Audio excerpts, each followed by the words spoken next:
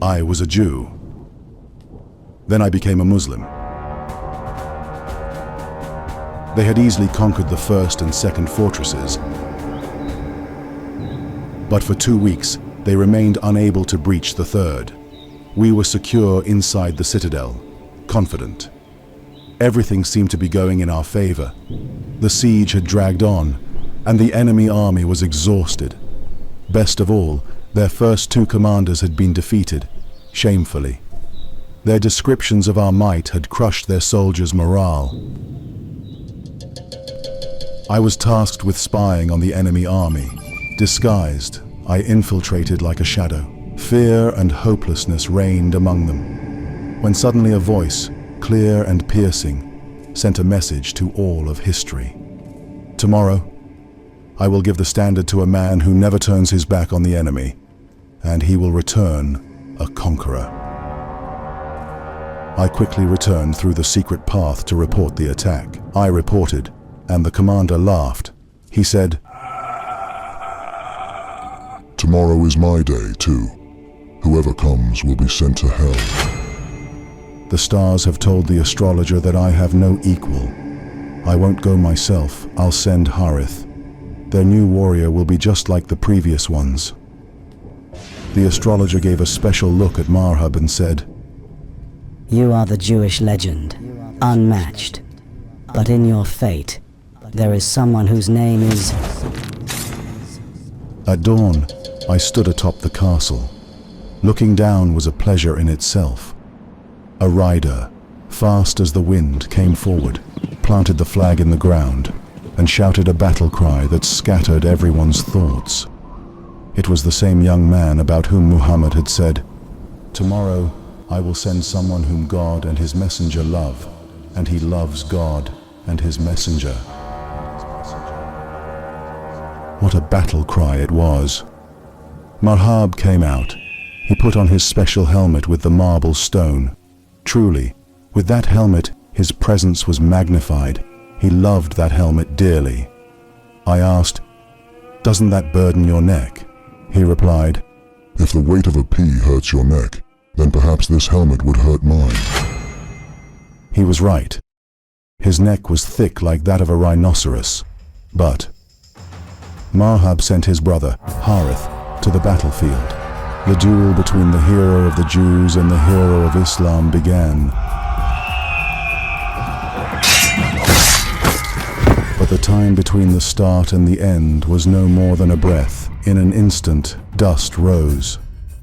When it cleared, Harith, covered in blood, lay on the ground. Now I was starting to believe that he was indeed one who would not return without victory. The veins in Marhab's neck swelled. He screamed, "I will make your mother mourn you!" But the Muslim champion's reply wiped the color from Marhab's face. He said, "My mother named me Haidar. It's me, Haidar al-Karrar." As soon as Marhab heard the name Haidar, he broke into a cold sweat. He trembled. "But there is one who will bring you to the ground. His name is Haidar. Avoid fighting him." For the first time, I saw fear in his face, but he regained his composure. He said, "I will not fight you. I wanted to send you to hell, but I see it would be a waste. I forgive you because of your youth." He turned toward the castle gate when something strange happened. A heavily armored man approached Marhab. I had never seen him before. He said, "You are the Jewish legend, shame on you. Were you scared of the astrologer's words? There are thousands of Haidars out there. Turn back and strike him down for God's sake. If you don't return, what will history say about you?" I don't know if it was the devil in the form of a man, or a man possessed by the devil. But undoubtedly, had he not come, the end would have been different. Ultimately, the promptings of honor and pride worked. Marhab turned around. It seemed as if he had regained his spirit. He charged wildly at the Muslim champion, but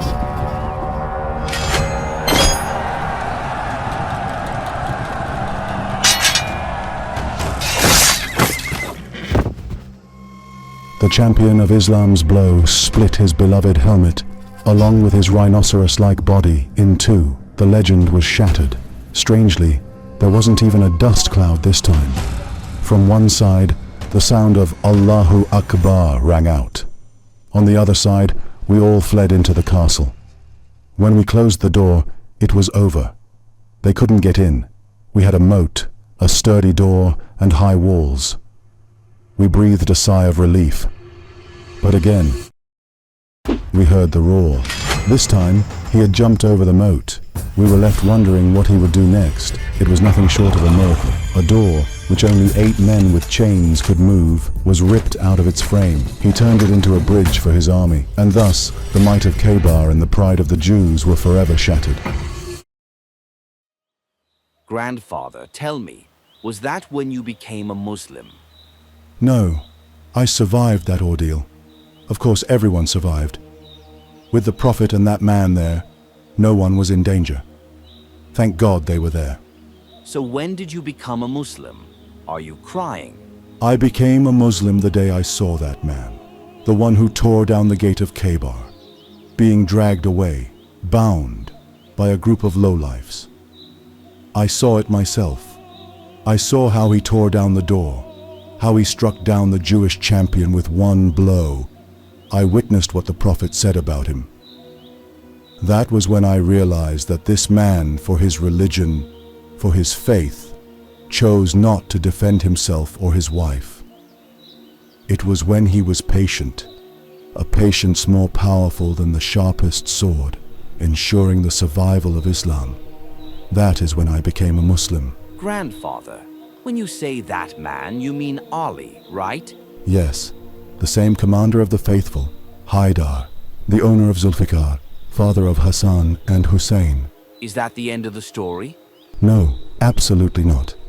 The end of this story is not there. The day Haidar promised us, the day Zulfiqar still waits to be drawn, will come. The true conclusion will be when the last heir of that patience and bravery arrives. From the line of Hassan and Hussein, from the line of Ali, so that with his presence not one castle, but all the fortresses of the oppressors will crumble. What is his name? They have called him Mahdi. Mahdi.